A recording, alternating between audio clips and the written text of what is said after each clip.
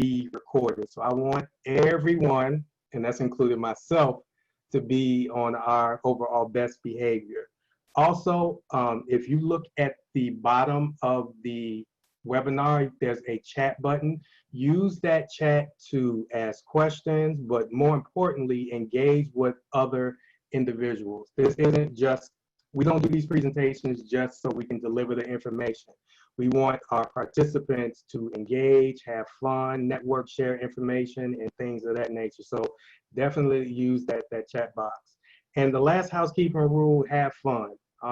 We pride ourselves with, having a great time when it comes to these webinars, these workshops. And a lot of times the information, it sticks with people when they are having more fun. So that's one of the things that we do encourage you guys as you are learning this information. So now that I have all of that housekeeping, ins and outs out the way, I want to give you a quick blurb on our facilitator, Marcoya Fair. Now, Marcoya is currently the VP of membership for NAAA HR Chicago. So if you are a member, or if you are wanting to be a member, you will engage her. She's very sharp, very professional, and you'll see that throughout this overall presentation.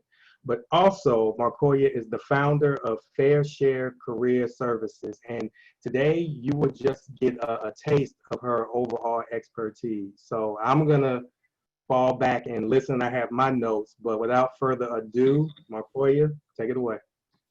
Hi, everybody. Thank you for joining today's virtual event.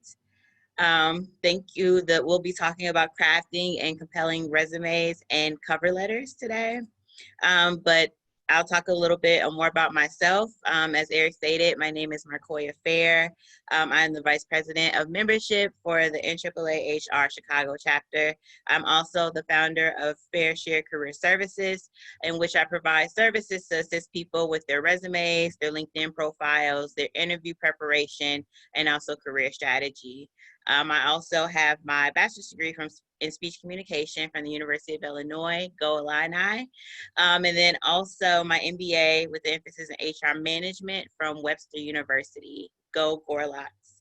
I have years of experience working in HR and talent acquisition, and I'm very passionate about helping others progress in their careers. So with that said, we'll go ahead and proceed with what we came here to talk about.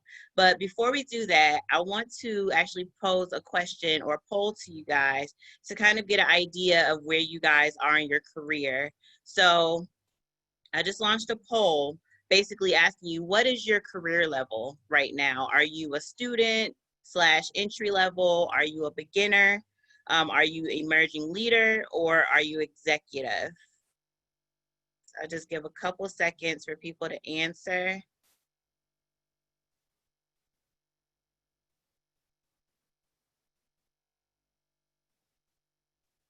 Okay. A couple more seconds. Okay. So it looks like quite a few people on the call today are emerging leader, which is great. We also have a couple other people in other areas of their career, which is great as well. So that's good. Some of this information may be a refresher for some of the people that are in the emerging leaders and executive part of their career. But it's always good to know, right? It's always good to refresh what you know in regards to your resume and cover letter. So let's start out by actually even talking about what is a resume. So a resume is a summary, which includes your personal data, your educational background, training, business or professional experience, qualifications, and achievement highlights. It's also seen as an advertisement to prospective employers. A lot of times, prospective employers may not know you, and your resume is that first impression and that first introduction to you. And even though a resume includes years and years of experience, tons of information, and sometimes it can take even a while to do it or to create one, studies actually show that recruiters spend as low as under 6 seconds and as high as 2 minutes reviewing a resume. So with that known, that means that you need to make an impact based off of that one document, just to be able to allow yourself to stand out during that short period of time of review of your resume. So the purpose of a resume, the resume has 4 different purposes. It works as an employer intro. So that includes introducing you to the prospective employer, getting them a chance to know a little bit more about you. The next thing is to convey your intent to apply for the job. Basically showing what your experience in the past will be applicable to the job and what you're applying for. And then also to communicate your most important assets. You're showing them your achievements, your experience, your skills, your education, and everything that will add value to their organization. The other purpose is to impress. And by that, that means demonstrate your skills and achievements to the potential employer. And it's not necessarily a brag sheet, but you are, I guess, kind of selling yourself to the employer. So that's very important to keep in mind. Another part or purpose of a resume is as a career snapshot. And that is actually to provide details of your work life, show where you've worked, industries you worked for, different companies, what levels have you had in your career, things of that nature. So that's very important to keep in mind. Also, list of skills developed throughout your career and your education. And then also, it's not a biography, but it is giving, like I said, that snapshot about what you've done and how that can be applicable to the organization or the job that you're applying to. And then it also highlights your qualifications for the job. So that's very important as well. And lastly, it's a way of communication. So it demonstrates your communication skills. Like, granted, the prospective employers pay attention to the information that is actually in the resume, but they also pay attention, excuse me, they also pay attention to how you explain your information in your resume. Do you have grammatical errors? Do you have spelling errors? Are you not really giving a full understanding of what you're trying to say? So that means that they check your ability to organize information, your ability to write well, and also your ability to pay attention to detail. So definitely keep that in mind when you're creating a resume, because that's very important as well as the information that's in the resume. So next, we're going to talk about the different stages of writing a resume. That includes the preparation stage, the header, the professional summary, your experience, your skills, your education, and any additional parts that you would like to add. So throughout this presentation, I'll be going through each of those different parts of the resume and kind of explaining what are the important parts of each one of those. So first is the preparation stage. And as the picture shows, preparation is the key, honestly. The purpose of it is to evaluate and decide on the type of resume and formatting necessary and compile all information and resources to target the desired job. So this is a very important stage because it's that first stage to what is the rest of your resume. So before I get into kind of telling you more information about the preparation stage, I kind of want to test your knowledge as well. So I want to pull up another poll for you guys to answer a couple questions of true, false. So I have 2 statements up here about your resume should be 1 page, and also a resume should only be black and white. So select true or false for each of those statements on what you believe are the correct answers. And I'll give you a couple seconds.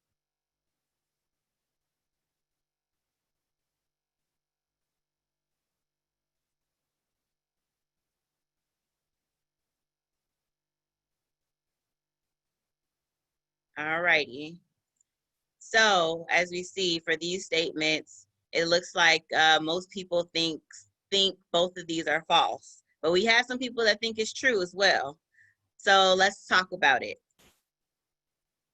So as far as when it comes to the resume should be 1 page, it's actually false. It should actually be as long as it needs to be to relay the value you bring to the table. You don't want to short sell yourself in your resume, just trying to stick to 1 page. But the one-page option is usually best for those who are early in their career because they don't have a lot of experience to add. So they don't need a bunch of pages and pages. But if you were to have a resume that's 2 pages, that's completely fine. Because if you have years of experience, years of education, years of skills, a lot of times that's hard to put on one page, and you don't want to short sell yourself when it comes to making that introduction of who you are and what you can do to the employer. Also, it's important to make sure that your recent and most compelling information appears on the first page. So I will say that due to the fact that, as I stated before, recruiters take very short times looking at resumes. So the point is to make sure your most important and compelling information is on that first page to catch their attention. And then it offers the best snapshot of accomplishments and qualifications as well. So that's very important to keep in mind. When it comes to the answer of a resume should be black and white, it depends. So basically, a splash of color could help your resume get noticed in a sea of plain resumes. A lot of times, resumes are black and white, and sometimes adding a pop of color can kind of help your resume stand out in the sea of resumes or applicants that are there. Go with something tasteful, like a simple border or your name in the color, something like that. And then also just keep in mind of what career field you're in. Certain career fields are more open to creativity, such as marketing careers and design careers and things of that nature, but others aren't, like a finance role or a legal role. So definitely keep in mind that when you're doing your resume of what kind of industry you're in and what would be applicable for your resume. So now we're going to jump into one of the first steps of the preparation stage, and that is figuring out your resume type. There are a couple different resume options that you can choose, and basically all have to serve a different purpose. So we have the chronological resume, the functional resume, and the combination resume. So the chief focus of the chronological resume is to show your experience, your work experience. So that's the focus. The functional resume is to focus on your skills, and your combination resume it focuses on your skills and your work experience. So it's a combination of both the chronological and the functional resumes. Your work experience section is usually at the top for the chronological resume because it's seen as the most relevant piece, while the experience is usually at the bottom for the functional resume because it's seen as less relevant. And then in the combination resume, it's usually somewhere in the middle because it is deemed as relevant as well. As far as the skills section, for the chronological resume, it's usually in the middle because it's deemed as relevant. Your functional resume is usually at the top because it's the most relevant part of your resume. And then in the combination resume, it's usually at the top as well because the combination resume, like I said, focuses on the skills and your work experience. So they're both deemed as very important. Some of the main advantages of the chronological resume is that it's easy to read and is universal. The main advantage of the functional resume is that it conceals flaws in your work history. And then the combination resume main advantage is that it emphasizes and validates your skills. And in the next couple of slides, I'll actually go through a deeper dive into each of the different areas of those type of resumes. So the chronological resume actually will look something like this that's over here to the right. Basically, with your date, your job title, company, and your information, and it's all in chronological order of which you had these jobs, or reverse chronological order. So you're starting with your most recent. Some of the pros of the chronological resume include that it's the most common. So a lot of recruiters and hiring managers are familiar with the chronological resume. They don't have to go searching around for information because they know where it usually is located on this type of resume. It's also easy to read because everything's in chronological order. So that makes it, again, easier for recruiters and hiring managers to find information. It also does a better job of explaining your background and skills. It's showing, what have you done, what are you doing currently, what have you done most recently, and what are some of the things that you haven't done in a while. So that's very important to keep in mind as well. Your preferred format It's also a preferred format for the applicant tracking system, also known as the ATS, which is the system in which you upload your resume. A lot of times those systems are set up to accept chronological information better than other forms of resumes. So keep that in mind as well. And then it also highlights the peak of your career. Your most current information or your experience is at the top. So it highlights what you're doing and what you've done most recently for the recruiter and the hiring manager to have that understanding. Now we'll go to some of the cons. It makes employee gaps obvious. So if there's anyone who has, taken time off of work for an extended period of time, it makes it very obvious in the chronological resume. And sometimes it can, I guess, have the recruiter or the hiring manager have questions as of why.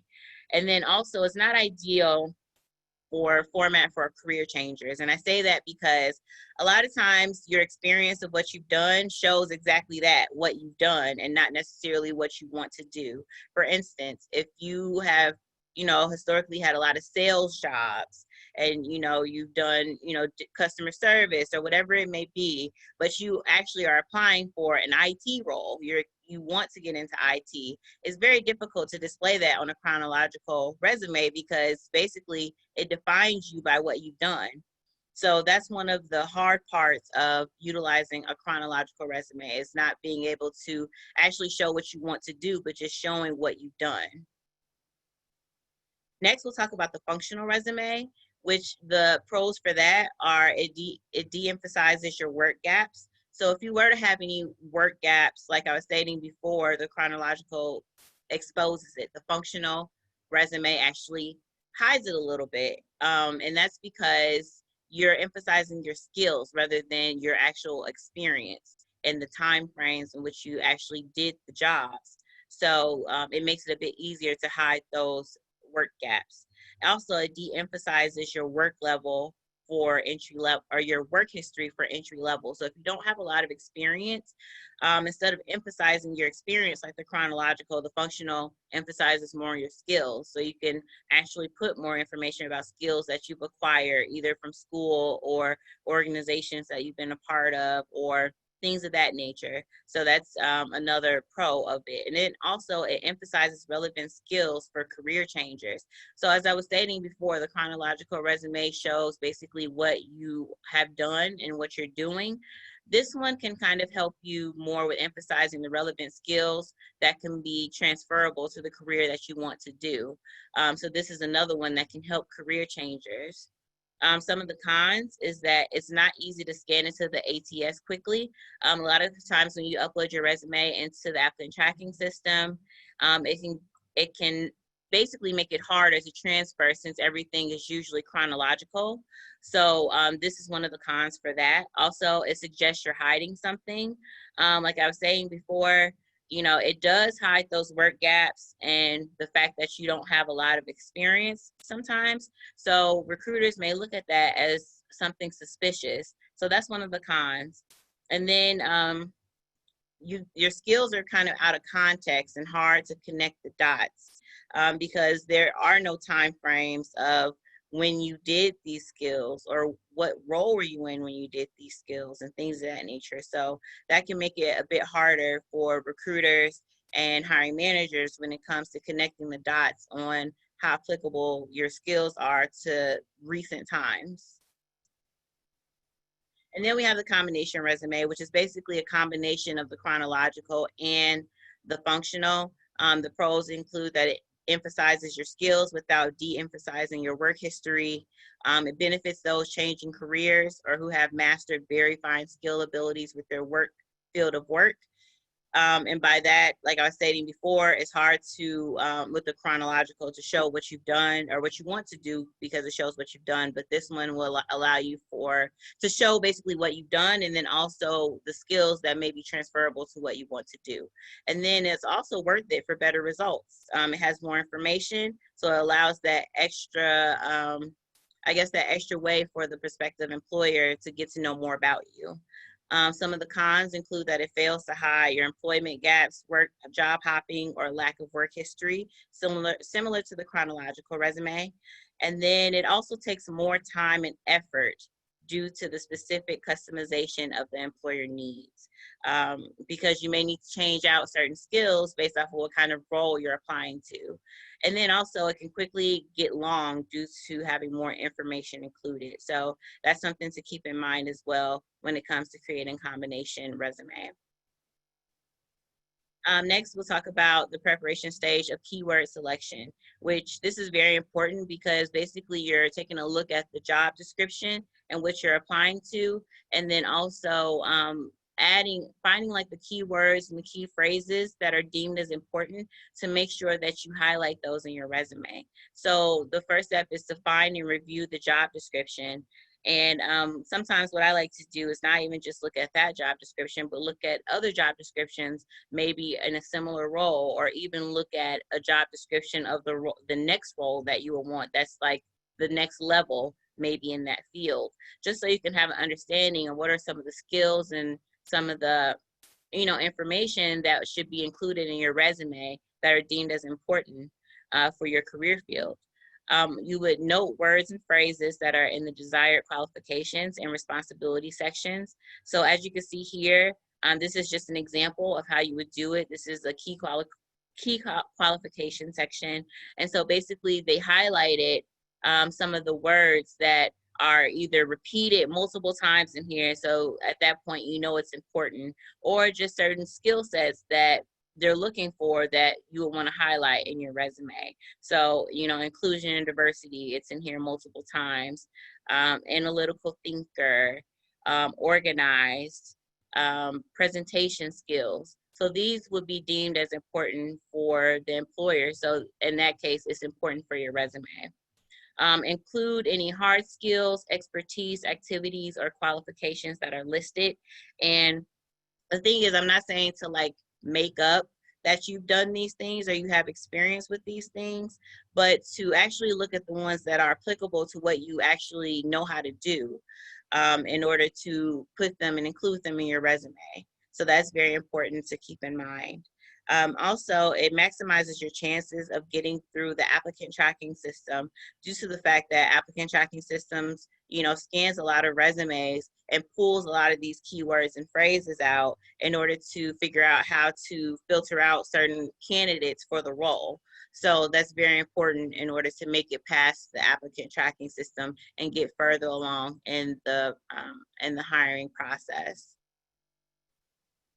So I want to do another test your knowledge, basically to get an understanding of kind of where you fall or where your thoughts are when it comes to these statements. So the statements are: an objective statement is outdated, and a resume should go ahead and select true or false based on what you think the correct answers are for those.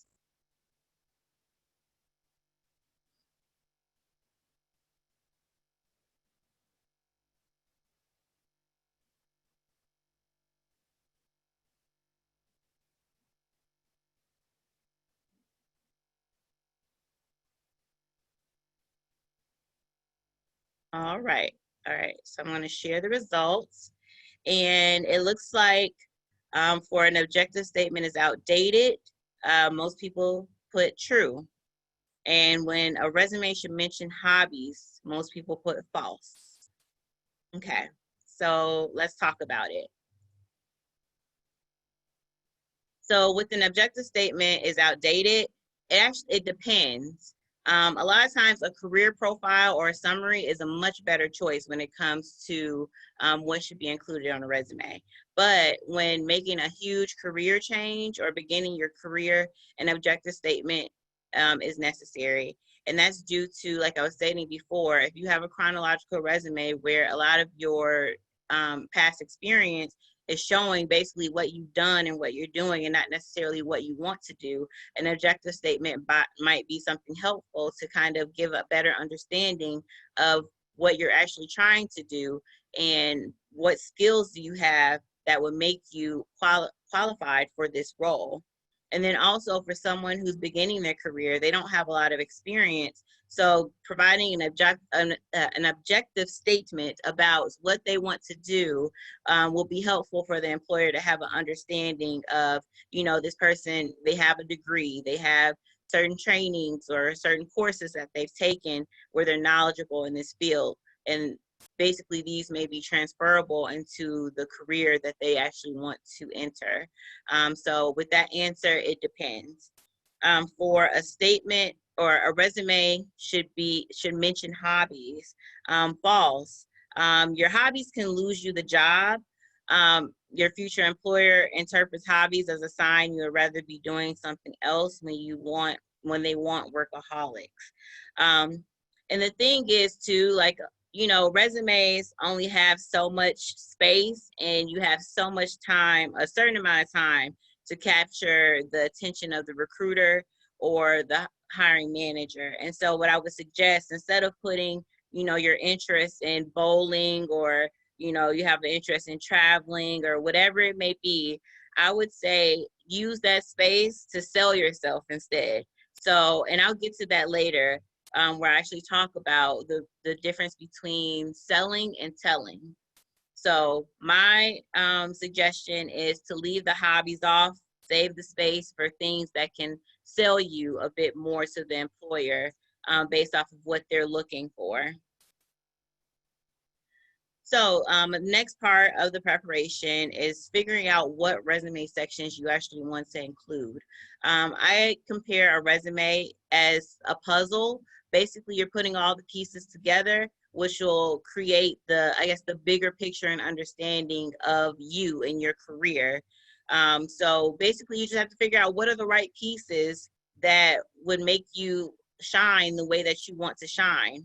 So that includes your header, your profile, your experience, your skills, your education, and any additional pieces that you would like to include in your resume. And then also another part of the preparation is to organize your information. A lot of times, this is years and years of different information that you're including in your resume. So actually take time to write down and take note of everything that you've actually done. So that includes keywords. Pay attention to your job skills that you've had over the years, the technical skills, and some of the soft skills that you had as well. As far as achievements, pay attention, take note of awards that you've received, honors that you received, and any type of accomplishments. And then also when it comes to your experience, take note of your work experience and do like a deeper dive into, what exactly did you do in all those roles? Put any type of leadership experience that you had that you can include on your resume. And then also any type of volunteer experience. And then also your education. So that includes any degrees, take note of any certifications that you received or any trainings or licenses. So these are all deemed as important when it comes to getting your resume together. So make sure that you organize all that information to make sure nothing is left out that can further help you sell yourself to the potential employer. So we'll talk about the header, which the purpose is to provide identical and contact information, including your name, your address, your phone number, your email, your social media, or any type of websites that you may have. I know some people have websites that can be somewhat of like a portfolio or something like that, showing their work or any projects they worked on or anything like that. So that's very important to include as well in your header. Your address should include at least the city, the state, and the zip code, and that's due to the applicant tracking system. Again, a lot of times people are filtered out due to where they live, just because a lot of times people may not be offering relocation, so they automatically filter out people that may not be local, not knowing that this person is willing to, relocate themselves or whatever the case may be. So the address should include those three things at least: your city, your state, and your zip code. When it comes to if you are willing to relocate, also include that as well. Basically, so when recruiters see it or hiring managers see it, they'll have an understanding that you're willing to relocate to where they are, in the chance that you do get the job offer. Also, only include professional emails and social media pages and profiles. Make sure your email is professional. It's usually recommended to use like your last name, first name, or some type of combination of that, just to make it easier and it's, more professional. Also, social media pages and profiles. I know some people like to add, of course, LinkedIn, since that is a professional um, social media site or platform. But some people may want to include, Facebook, Twitter, Instagram, things of that nature. But the thing that I would recommend for that is that it actually be a professional version of those social media platforms rather than your personal pages for those. And then also I suggest to hyperlink social media or website links just for quick access for recruiters. A lot of times, like I was stating, people may want to include a website that has their portfolio or something of that nature, a blog that they wrote or whatever it may be. And it may be easier if you just hyperlink that in your resume. So when recruiters see it or hiring managers see it, they can click it and actually go to your website or social media or whatever it may be. So that's one thing that I do recommend. As you can see below, this is usually what a header looks like: first name, last name, and address, phone number, email, your social media or LinkedIn profile, and then also any other websites or anything you would like to include. So it's pretty simple, basically as a way for them to identify you and to contact you. Next, we'll talk about a profile and a summary and also the objective statement. A lot of times they can be interchangeable. I know we had a little discussion about objective statements, so I'm going to talk to you about some of the ones that I actually suggested would be a better option. The profile is one of the better options, and its purpose is to present your strengths at the very beginning of the resume by summarizing qualifications to give potential employers a quick overview of your skill set. So this below is actually an example of a profile. And one thing that you'll notice is there are no pronouns included. So you don't use pronouns like me, I, anything like that in your profile. It's usually just something pretty general like this, and it kind of lists your skills and some of the experience you have and things of that nature. So that's very important to keep in mind. Now, the summary, on the other hand, it's pretty similar to a profile, but it's a lot shorter. It's 1 to 2 sentences or a list that outlines your information, like your years of experience in a particular job or your industry and skills you possess that are needed for the position, and any specific achievements that demonstrate your eligibility for the job. So as you can see in this one below, this person talks about that they have experience, working and helping companies clean and enrich their data. And then, the thing that is supposed to be the eye catcher is they actually provide quantitative information about what they did. Managing big data effectively, I helped over 200 clients reduce IT infrastructure overhead by up to 40%. So that's kind of like going to be the eye catcher for the recruiter or the hiring manager when they see that, because the person is giving quantitative information about what they actually did and their achievement. So now we're going to talk about the objective statement. And, a lot of people deem it or think that, it may be outdated. But like I said before, it just depends. For certain instances, it's helpful. The purpose of it is to provide the potential employer with an overview of the goals you have for your employment. It's ideal for those entering a new career or those changing careers. So I actually included examples of kind of how it would be written for people who are either entering or starting their career or people that are changing careers. So for our entry level, it'll read something like, focused individual with a human resource management degree, seeking an entry level recruitment coordinator position to apply knowledge of communication protocols and ability to oversee recruitment efforts and maintaining efficient human resource operations.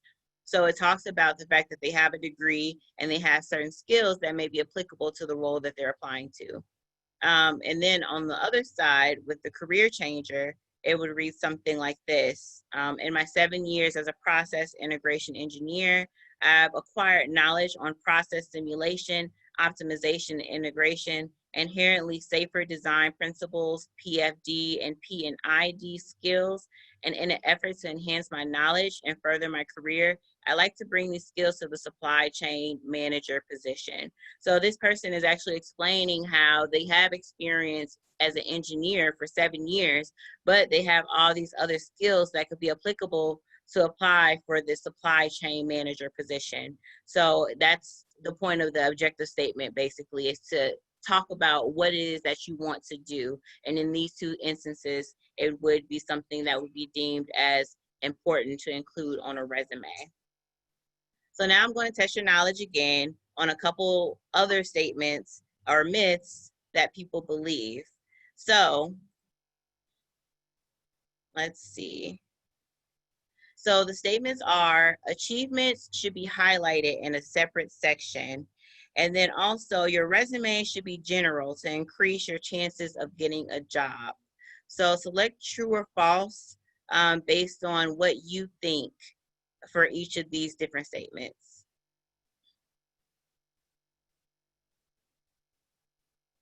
We'll just give a couple seconds.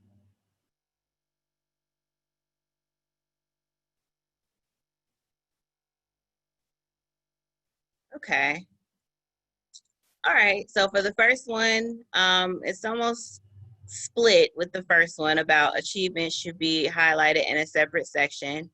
And then it's overwhelmingly false that people voted for your resume should be general to increase your chances of getting a job. So let's talk about it. So achievements should be highlighted in a separate section. They can be, but at this instance, I would say false because it will cause recruiters to skip it in order to get to the meat of your work, which is the experience section. Like that's normally the meat of the resume that recruiters dive into is your experience. And a lot of times, some of the other sections may get a little bit lost because of recruiters paying attention to that section. To really put your achievements front and center, it may be good to include them in a list under each relevant position because not only will allow for the recruiter to see it, since that's kind of the main part a lot of them go to, but also it puts a little context into your actual achievements. It's showing them, you know, what role were you in when you accomplished this achievement? What company were you with? You know, and things of that nature. So it adds that extra layer of context when it comes to the achievements that you've actually achieved. Also, your resume should be general to increase your chances of getting a job. That's false, and you guys all said that, so that's great. The purpose is to do extensive research to understand the required skills, expertise, experience, and qualifications for the target job. Basically, instead of having just a whole bunch of information that's not even applicable to the job you're applying to, do that target research, like I stated before, as far as going through the job description and maybe even other similar job descriptions to get required skills and expertise and qualifications and things that are important for that career path. And then also, only use applicable information when it comes to your resume. You don't have to include everything on there. And like I said, you know, it's only so much space on your resume and it's so many parts. It's only so many parts that recruiters even get a chance to read or pay attention to in a short period of time. So make sure that you put what counts on there instead of putting everything on your resume. So now we're going to talk about the experience part, which I was saying one of the main parts recruiters pay attention to is the meat of your resume. The purpose is it shows where you have worked and when. It also states the specific accomplishments for each position or job, including full-time or part-time work, summer jobs, occasional jobs, internships, field work, and special projects. Only the most relevant experience should be used on your resume. So basically, it starts with your present experiences and works backwards in time. Like I was stating before on the chronological resume and then also on the combination resume. Your current role is usually in present tense and your past roles are in past tense. So that's something to keep in mind too, is that when you get a new job, you have to change where your current role is to past tense verbiage when you're updating your resume. Also, use the last 10 to 15 years of employment rather than your entire work history. And that, for one, will allow for your most applicable information and most current information to shine on there. And then also for you to save up space. Like I said, like resumes, you can't have like 5 pages of a resume, but you only have a certain amount of space and a certain amount of time to catch a recruiter's attention. So anything that's not applicable to the role, you can just take it off your resume, especially if it's been years and years ago. For instance, if you're in your career field, they don't necessarily have to know about the job you had when you were in high school or in college, when you worked at the Gap, or when you, I don't know, worked at, in fast food or in the dining service or whatever it may be. Just put the things that are applicable to what you're applying to. And then overuse of abbreviations or company and industry specific jargon is not clear to everyone. So also be aware of that as well. It may be good to include some of it in there just due to the fact that the hiring manager may look at your resume too, and they may have an understanding of certain industry jargon or specific information. And also the applicant tracking system may also pull some of those terms out to figure out your qualifications to proceed in the hiring process or the interviewing process. So keep some, but I would say don't overwhelmingly have it in your resume because, recruiters look at your resume as well, and they have to kind of understand and see the bigger picture. And then just to understand what makes sense. When I worked at an organization, the HR department was actually called coworker services rather than HR. So to a lot of organizations, they may not understand what that means. So just be aware that certain companies and certain organizations may not have that same definition or understanding of what that title or what that role actually is, and make sure that's clear on your resume. So this below actually shows what your experience section usually looks like. It includes the date in which you worked in the role, the job title, the company, and then you can also put the location, like what city your company or where you worked at the company at, and then also describe your responsibilities and achievements and things of that nature. So basically selling yourself, putting what you've done, what you know in that part of the resume. So now also we're gonna expand more on the experience section since it is a very important section. One thing that I will recommend is utilize strong accomplishment verbs to get your resume noticed.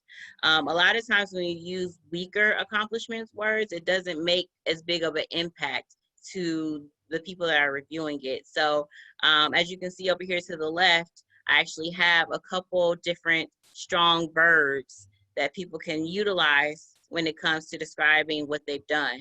So for instance, instead of saying I filed documents, try using I cataloged documents. Instead of saying I planned programs, try using I developed programs.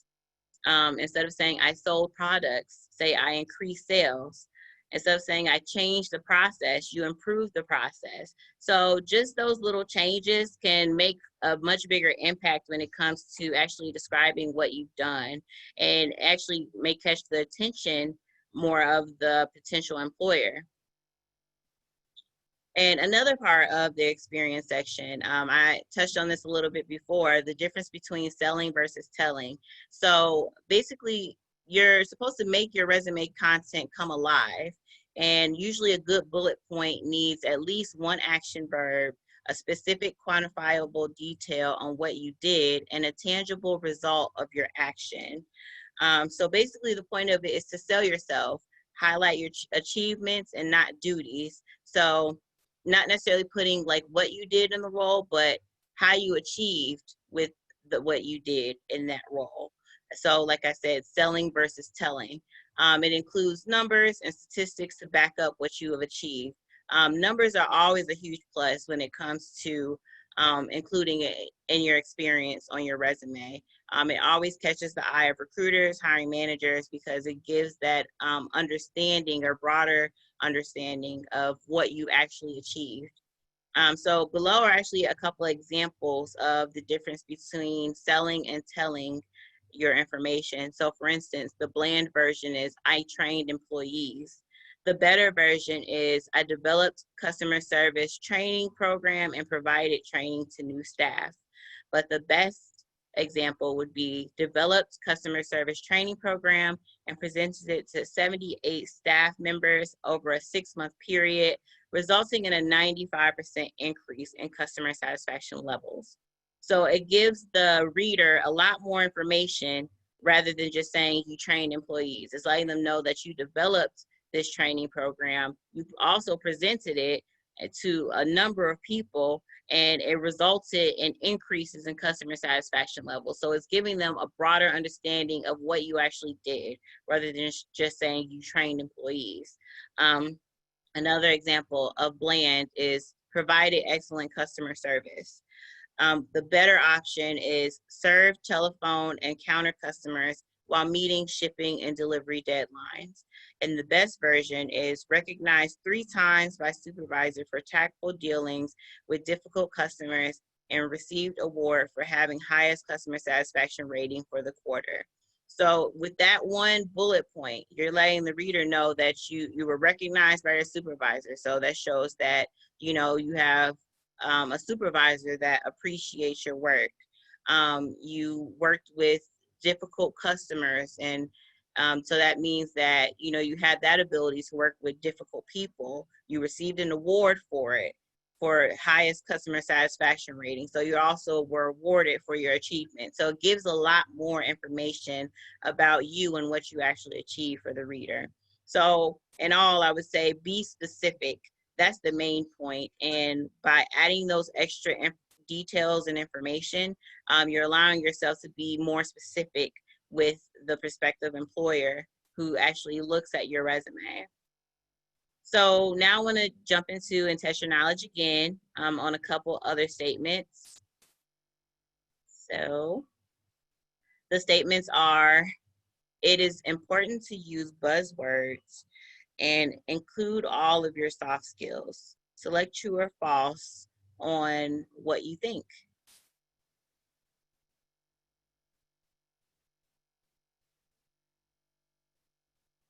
Okay.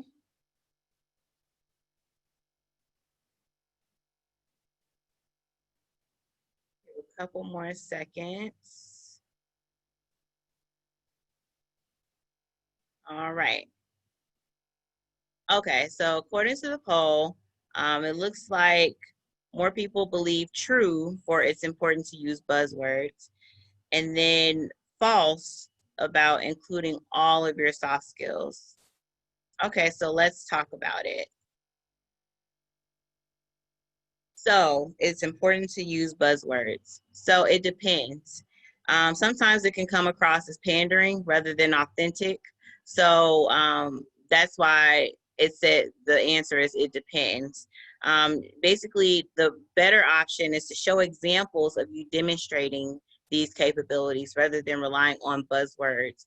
And some of those buzzwords include overachiever, passionate, results driven, team player, go-getter. You know, a lot of the words that are often used and overused in resumes. So just keep that in mind, that instead of just putting the word, it's better to try to think of instances in which you actually did these things to give a better understanding of your abilities. But using relevant industry-specific keywords such as acronyms, jargon, and buzzwords customizes your specific industry, or customizes your specific industries and positions.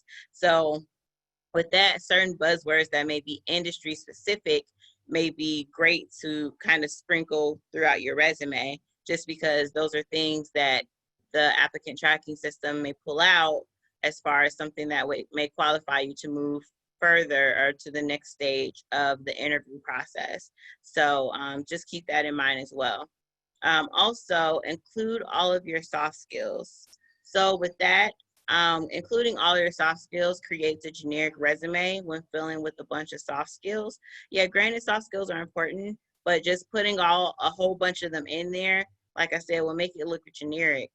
Your achievements can tell a better story. So like I kind of said with the whole buzzwords thing, is use examples of you demonstrating those words instead of actually putting the words in there. The same thing can be done with your soft skills. Actually put like achievements or tell stories about in which you actually use these soft skills to accomplish something. And then also it's important to balance your hard skills versus your soft skills, just to show that you're a rounded candidate. Both hard skills and soft skills are both important, and I'll actually be taking a deeper dive into that in a few slides. So now we're at the skills section, which the purpose is it shows employers you have the abilities required to succeed in the role by displaying strengths and individuality. Often employers pay special attention to the skills section to determine who should move to the next step of the hiring process. So there are various ways that you can include skills on your resume. You can include it by listing your skills in a functional resume, which we talked about before, where it actually highlights your skills rather than your experience. So it's good for people changing careers or those with little or no professional experience. You can list your skills in a specific skills section. So that's good for those who have extensive experience but want to clearly highlight specific skills or qualifications that set them apart. And then also weaving your skills into your professional experience section, which is important as well. It always include keywords from the job description when listing previous experience. So with that, you'll be actually including experience, or I guess examples in which you've exuded these skills. So that's very important to keep in mind. So now the discussion on hard skills versus soft skills. So we'll start by looking at this chart here. Bad hires usually lack soft skills is what's, usually known. Like 89% say bad hires typically lack soft skills. If you look at this, 45% lack soft skills, 44% lack soft and hard skills, and 11% lack hard skills. So let's take a deeper dive into what soft skills and hard skills are. So hard skills are the abilities specific to the job in or industry that are more technical skills you learn in school, certification programs, training materials, or experience on the job. Some examples include software, foreign languages, equipment, and machinery, and it's usually something that's teachable. While on the other hand, soft skills are the abilities that can be applied in any job and often referred to as people skills or social skills. Some examples include communication, customer service, problem solving, time management, and leadership. These are typically personality traits, which are much harder to develop and therefore extremely valuable to employers. Like I stated initially, bad hires usually lack soft skills. So it is important to make sure that you highlight your soft skills in instances in which you have utilized your soft skills to accomplish something, because that's very important to recruiters and hiring managers. So now we're going to do another poll, kind of testing your knowledge when it comes to education, the education section. So the statements are: the education section should be at the top of your resume. And the other one is you should include your graduation date. So select true or false.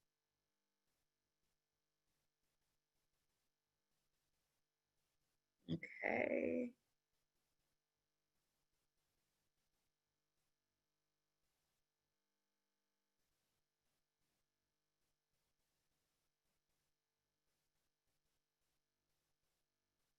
All right. So these are the results. So as far as if the education section should be at the top of your resume, overwhelmingly more people think false for that one. If you should include your graduation date, more people believe false for that one as well. So let's talk about it. So when it comes to your education section, it should be at the top of your resume. It depends. And basically your education section goes before your professional experience for recent college grads. And that's something that I think a lot of us are taught when we're in college, when we're actually creating resumes, and we put our education at the top, because at that point we're leading with our education. So, and that's all we have. A lot of times we don't have a lot of experience. But I think what I started to notice is that people don't necessarily understand that once you're actually experienced with in your role or in your career, that your education section actually moves closer to the bottom because you're now leading with your experience rather than your education. This actually came to mind to me when I was working with a client, and they actually thought that the education should be at the top, which is understandable because that's, you know, what a lot of us have been told, you know, in college and things of that nature. But when you get more experience, it actually moves closer to the bottom. So that's the answer for that one, is it depends on where you are in your career level. When it comes to you should include your graduation date, it just depends. For college graduates or recent graduates, yes. And like I stated before, they're leading with their education at that point because they don't have a lot of experience. So it's something that would be deemed as necessary just to give the recruiter understanding of, yes, I'm a recent graduate, I have a degree, but and I have taken these courses and things of that nature, but I don't have the experience. So including that graduation date is important for recent graduates, but on the other hand, for those that are experienced, it's not necessarily required. I mean, you can include it on there. It's not necessarily a bad thing, but one of the pluses of it is that it removes or it prevents age discrimination because people are able to see when you graduated, they're able to calculate how old you are and things of that nature. So that may be a plus side of it if you're more experienced, is removing your graduation date. So now we're actually going to talk more about the education section, which basically outlines your educational background and any certifications, trainings, licenses, academic honors, relevant coursework, study abroad, participation, or major research projects. All of that is important to include in your education section because once again, it's a part of selling yourself to the prospective employer. You would list in chronological order, starting with the most recent degree. You would include your GPA only if you're a recent graduate and only if it's above a 3.0. If it's below a 3.0, leave it off, just because you don't want it to kind of work against you in any type of way with recruiters or hiring managers. And also another thing I would suggest is do not abbreviate the degree. I know a lot of times people like to include BA or MBA or whatever it may be, but I would recommend actually spelling it out. And then if you want to include, you know, in parentheses or something, MBA after Master's of Business Administration, you can. Mainly this is for the applicant tracking purposes. A lot of times, like I said, it pulls words from resumes and it may not recognize BA as compared to bachelor. So make sure that you include the full spelling of your degree, and then also you can include, you know, BA or MBA or whatever you want to do, but make sure you at least spell it out. This is usually what an education section looks like. It includes your degree title, the school, the time frame in which you went there, and then also talk about your GPA, awards, honors, and everything of that nature. Anything that can sell you to the prospective employer and can show what your educational background is. The next part is any additional pieces that you would like to add to your resume. And this is part of the customization process. No resume should be necessarily the same because everybody's career journey and their highlights are different. So it's your choice to pick what you think will make you or sell you to the prospective employer. So that includes any community service that you've done, that maybe you're very involved with community service and you want to include that on there to show your experience. If you have any professional affiliations or memberships in which maybe you're a leader of an organization or you are part of a committee of an organization and you've executed programs or projects or whatever it may be, you may want to include that. If you have any leadership activities that you have where you've led a team, led an organization, whatever it may be, you may want to put that on there because it gives further insight into your capabilities. Any awards and honors that you may have received, you want to include that as well. Any languages that you speak, that's important as well, just because it may have that opportunity for you to speak to maybe customers or clients that speak that language, or other coworkers that speak that language. So make sure that you use that as a selling point on your resume. And then also any publications or presentations. If you ever had a presentation for any organizations, if you had an article that you've written, if you've been featured in a magazine or whatever it may be, include that on your resume, because that's another part of selling yourself. So I'm going to do one more part as far as testing your knowledge. So these two statements are: you should always send your resume as a PDF, and a great resume gets you a great job. So select true or false based on what you believe when it comes to those two statements.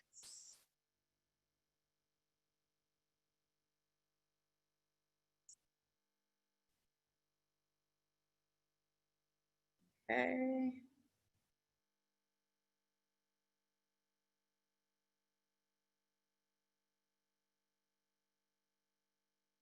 All righty. Okay, so these are the poll results. So most people think it's true, or you should always send your resume as a PDF. And then it's pretty close on the a great resume gets you a great job. But slightly more people think that's false. So let's talk about it. So as far as if you should always send your resume as a PDF, it depends. And that's due to the fact that Microsoft Word usually scans better into the applicant tracking system. Nowadays, many systems are now advanced enough to read a PDF, but in the past, it's usually been harder to pull information from PDFs. So I would say, to be on the safe side, if you don't know, you should send your Microsoft Word file to be on the safe side. PDF does not always allow the use of some keyword scanning software, but one of the pros about PDF is that it's not easily manipulated like a Microsoft Word is. Everything is the way you sent it is the way that they'll receive it. So what I would recommend is always have a Microsoft Word and a PDF version of your resume. And a lot of times, or sometimes, employers will actually specify which version of a resume they would want. So you can utilize either version based off of what their preference is. But like I said, I recommend having a version of both, just so you can interchange and use either one depending on when you need to. Of the statement of a great resume gets you a great job. I know most people said false for that one, which is great, because that is false. A great resume can help get you an interview, but it doesn't necessarily get you the job. That's more so step one of the process of getting the job. There's so many other parts to it, such as, interview preparation and performance, the culture fit, your skills, your experience, are all other steps in the job search process. So you have to keep that in mind as well. You can't put so much reliance on your resume being good and neglect the other parts that actually help you in the process of actually obtaining a job. And then in addition to that, no resume will help when the necessary ingredients are missing.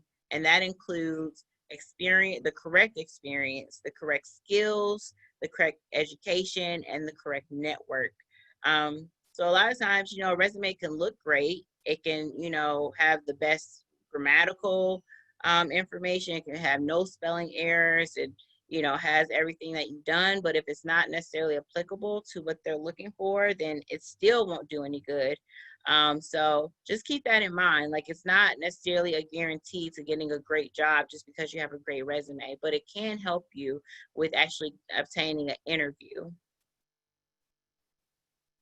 So I talked a lot about the applicant tracking system, also known as the ATS today. So I'm going to actually talk about some of the tips to beat the ATS.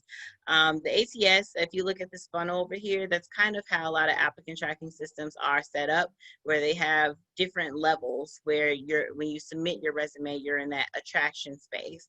Then you move along to the screening space, the selection space, and the hiring.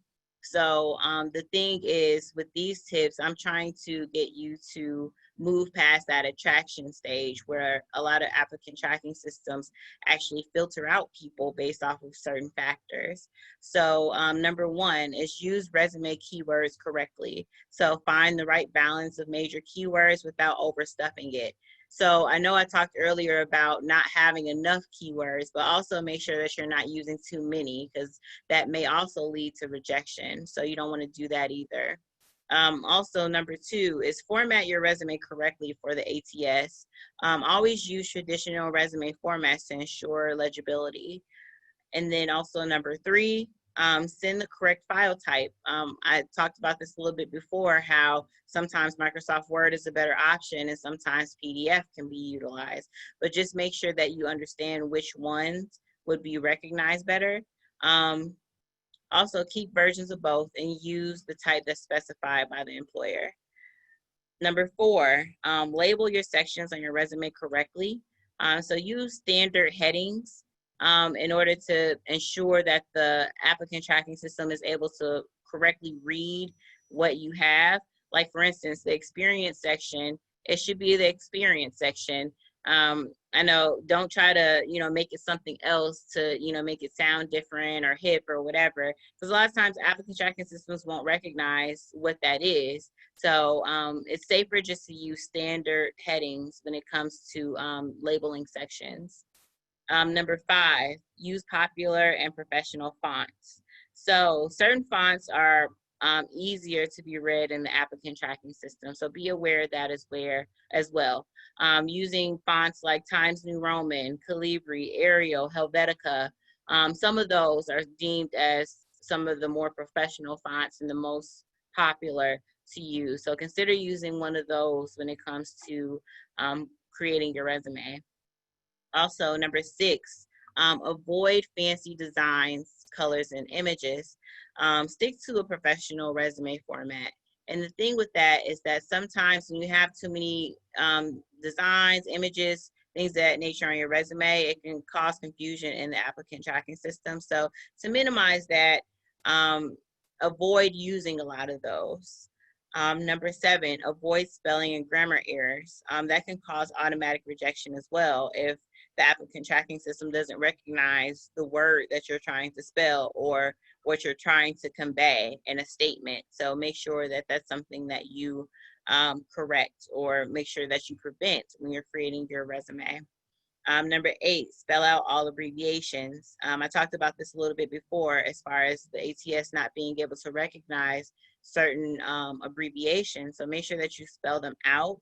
And you can use the abbreviation as well, but at least spell out the words. Number nine, use a correct file name. It's usually safer just to go with some type of combination with your first and last name. And then also the word resume or position title when you're submitting your resume. And then number 10, be qualified for the job as well. Sorry. Be qualified for the job as well. Don't blindly send out resumes. Make sure that you at least have what they're looking for when it comes to applying to the role. So now we're going to jump into cover letters. So what is a cover letter? It's a document used to introduce your personality in a memorable way, to expand on your resume information, to describe stories demonstrating your skills and your experience, and then also to explain your career and life achievements. So when you're actually creating your cover letter, make sure you keep those in mind. The main focus is to introduce, to expand, to describe, and to explain. So that's very important to remember. Some of the main parts of a successful cover letter include a memorable introduction. So when you're first starting out with the cover letter, you want to make sure that they remember you. So, it's a lot of resume or cover letters people read, like the recruiters, the hiring manager, but you want to make sure that you stand out in some type of way. And I'll actually go through and talk about some ways to stand out in a little bit. Also, use specific organized examples of relevant work done and problem solved. So that includes clarification on how experience and skills meet job requirements, And then also explaining your desire to work for the organization. Sometimes that can help with helping you stand out. For instance, if you have a personal tie to the organization, maybe you've been a customer for years and you love the organization. Maybe you have a family member that worked there, and so you have a personal tie, or the organization has some type of memory for you. That's important for them to know, to give them a further explanation of why you desire to work there. And then also a concise conclusion or a call to action, which I'll also go further into on the next couple slides. So now we're going to talk about myths and tips when it comes to cover letters. So cover letters should be short. That's a myth. Actually, it should be one page. Basically, you're selling yourself short if you're creating a cover letter that's only like a paragraph. Make sure that you expand more on your information, because remember, you're selling yourself rather than telling. So make sure you have, one page cover letter and you proofread it and it has proper grammar. Another myth is to summarize your resume. So that's not true either. A cover letter is not a summary of your resume. Basically, it's for you to reference your skills and your experience that are applicable to the job description. So rather than summarizing your resume, it's more of an expansion of your resume. So also keep that in mind. Another myth is to use generic greetings. I know a lot of people like to use, to whom, may be concerned or whatever type of like generic greeting. Sometimes it could be a bit, another way to help you stand out by utilizing exact names. So show you're detail oriented. It also shows that you're detail oriented, you're resourceful, and you're thorough. Good thing we have LinkedIn nowadays. So a lot of times you have the ability to actually look up recruiters or look up hiring managers for certain positions. So you'll be able to have those names to include in your cover letter. Another myth is that it's not necessary, but it is necessary, actually. It may be the make or break option when it comes to you and another candidate. So definitely include your cover letter and treat it like a press release promoting yourself. It's more of an extension of explaining who you are and why you should get this role. Another myth is that a cover letter should be about the candidate. And that's not necessarily true. Like, granted, it is about you, but it should be more about the employer's needs. So you're actually talking about what you can do to meet the employer's needs. What experience do you have that can add value? What skills do you have that can add value? So keep that in mind as well. Another myth is to use popular phrases such as self-starter, detail-oriented, and forward thinker. I know before we touched on buzzwords, and this is another instance in which you should stay away from cliche terms and use something new and refreshing when it comes to describing what you do, or even talk about actual stories or situations in which you've done them. Can help a lot better when it comes to selling yourself. And then also include as much information as possible is another myth. A tip would actually be to never include irrelevant information, which can confuse or bore the reader. You only want to talk about the things that are applicable and things that can catch their attention. So anything else, just leave it off. And now we're going to talk about ways to actually stand out with your cover letter. So what can you do? You can address the recruiter or hiring manager by name. How will this help? It will impress the company due to your research that you've done. Another thing you can do is show specific problem solving. So how? Explain details of a particular problem that you solved or outline solving current company problems. Say, for instance, you had a conversation with the recruiter or the hiring manager, or you even saw like a article about issues or problems the company may be going through. You can utilize your cover letter as a chance to talk about maybe instances in which you solve similar problems, or what you would do if you were in this role to help them solve their problem. So this is another way to help you stand out. Another thing you can do is to pick the appropriate tone and voice. And that includes, maybe you can put in some humor or put in a couple quotes. But the thing is to research the company first and base the tone on the company type or industry. Like, granted, it will help you stand out, but also you want to make sure that the tone that you choose is appropriate for that industry or that company. Like for instance, certain companies may be more open to humor, like maybe a Facebook or a Google, but some may not. Maybe you can use quotes or something of that nature. So just think about what would be actually applicable for the industry or the job or company that you're applying to. Also, another thing is to tell compelling stories.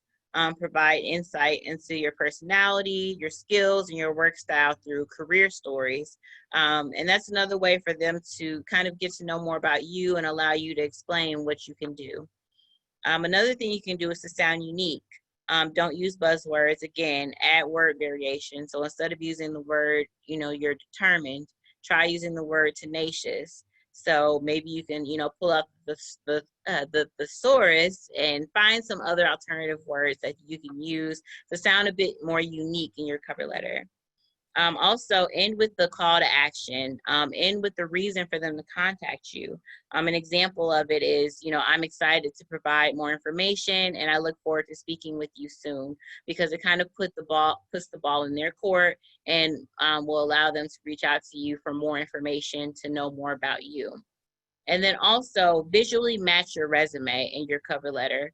A lot of times there are a lot of formats and resumes that actually have matching cover letters. And I would recommend doing that because they're part of a pair. So you don't want two different documents having two different formats or colors or designs or fonts or anything like that. My recommendation is to actually make sure that they match, they're a pair, and they should be visually consistent. So I know I talked about a lot of information today regarding resumes and cover letters, but the main important thing is to remember customization. Selecting the perfect pieces to tell your story through education, experience, skills, and achievements is key to impress potential employers. So that's what you need to remember, is to customize it in the best way to sell yourself. And some of the customization can vary based on a couple of different factors, including what career level are you at, what career type are you in, what industry are you in, years of experience, the prospective company culture, levels of education, career changes and activity, and variety of skills. So keep all that in mind when it comes to actually creating your resume, is that all those factors matter in order for you to pick the correct pieces. So thanks again for joining. My name is Marcoya Fair. Again, Fair Share Career Services is my business, and I would love for you to also connect with me on social media. A lot of times I actually share a lot of tips about resumes, interviewing, career strategy, and also LinkedIn profiles on my social media. So definitely connect with me to stay up to date on what I have to say as far as tips. So now we are at the question and answer. Eric, do you have any questions that are in the chat box to share? Yeah, I have a couple. Let me start off with this one. Are you in favor of not putting all of your experience in a resume to hide or protect yourself from being discriminated regarding your age? Yes, I would say yes, it will allow for you to protect yourself against for your age, because people are able to, again, calculate the years of experience that you've worked, and may be able to calculate your age. But also, in addition to that, you don't want to put information that's too far gone. You want to put the most recent and applicable information on there. So usually, like I said before, it's recommended maybe the past 10 to 15 years of work experience should be included on your resume. Okay. And as a follow-up, do you think it's dishonest leaving off your master's degree on your resume when a position just asks for a bachelor's? So you think it's dishonest for dumbing down your overall education for the sake of a job? So you know what? I actually had that situation where I was in a weird space where I had a master's degree, but I had little experience. and just figuring out, well, if I want this entry level role, I might have to take my master's degree off because they won't ever qualify me for this role. I don't necessarily deem it as dishonest per se. I think a lot of times it's a way to kind of sell yourself to the recruiter or to the employer, and that's a way to sell yourself. So I wouldn't necessarily look at it as dishonest by taking it off. I know for myself, I didn't take mine off, and that's mainly because, my mom at the time, she was like, well, you earned that degree, put that on there. You don't have to dumb yourself down for employers. So I actually kept it, but I understand where you're at, because I was at that situation where I had to consider, well, do I just want to take this degree off? But no, I don't see it as necessarily dishonest, but because you're not necessarily, I would say, you're taking something off and not actually adding something that's false. So I guess that's how I see it. Instead of, it would be different if you were lying about having the degree and you don't have it. But I don't know if I necessarily see it as a bad thing if you take it off. Okay, great point. Then to your point, you do have people that just blatantly lie and say that they have their MBA and they don't. So I think it's just another way of being strategic, because people, I'm not sure if you've experienced this, I've experienced this, and the people that are in the webinar, but you can get knocked out of a position because you are over qualified, right? And you hear a lot of companies say that, and it's just an excuse to dumb down what you are overall worth, right? So, and I have a question. So you've given a lot of great information, a lot of great tips, specifically on the resume. So how often should someone review their resume?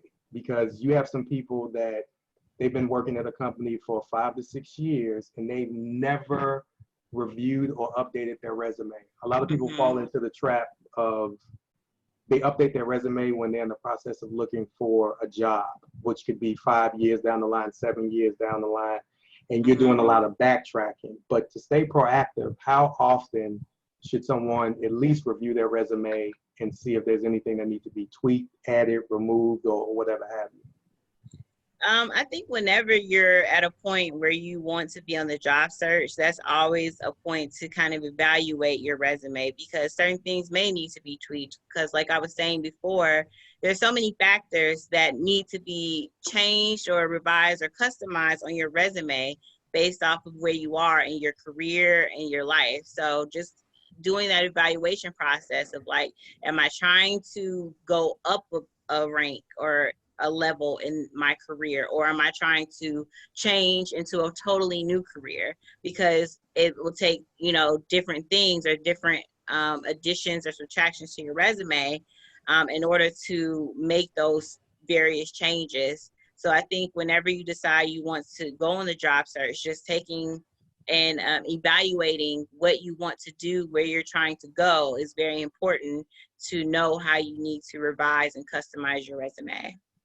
Okay, for the sake of time, because we want to make sure that we stay on task. What I did, the last message in the chat box is Marcoya's information for her Instagram, Facebook, LinkedIn. Do yourself a favor and connect with Marcoya. She put a lot of time, effort, and energy into this presentation, gave a lot of value. I'm in the same space as Marcoya, and I was learning. I wrote down a ton of notes. So definitely take this information and utilize it. But if you had any other additional questions, comments, concerns with Marcoya, all her contact information is in the chat box. So last but not least, what I wanted to do is take maybe 2 minutes out to talk about what we have next going for NAAA HR. So let me move this over. So the first picture that you see on the left-hand side, if you were a victim of being laid off or furloughed, what NAAA HR is doing is giving you a discount for your overall membership. Just because your position has been eliminated based on something that hasn't been your fault, we still want to give you guys the opportunity to join the organization and, you know, gain the network, gain the tools and things that you need to gain your next opportunity. So if I'm not mistaken, that discount is going on to September 30th. However, if you have been furloughed or laid off of your position and you want to join, you will want to reach out to Marcoya, because once again, she is our VP of membership, and she'll be able to start that conversation. The next piece is our overall informational. If the majority of the people that registered for this webinar aren't members, I don't understand why. You need to join us. However, Marcoya again, she has a very detailed informational for people who are thinking about joining the organization. And the next informational is August 1st. If you have any other questions, comments, concerns about that, you want to see Marcoya.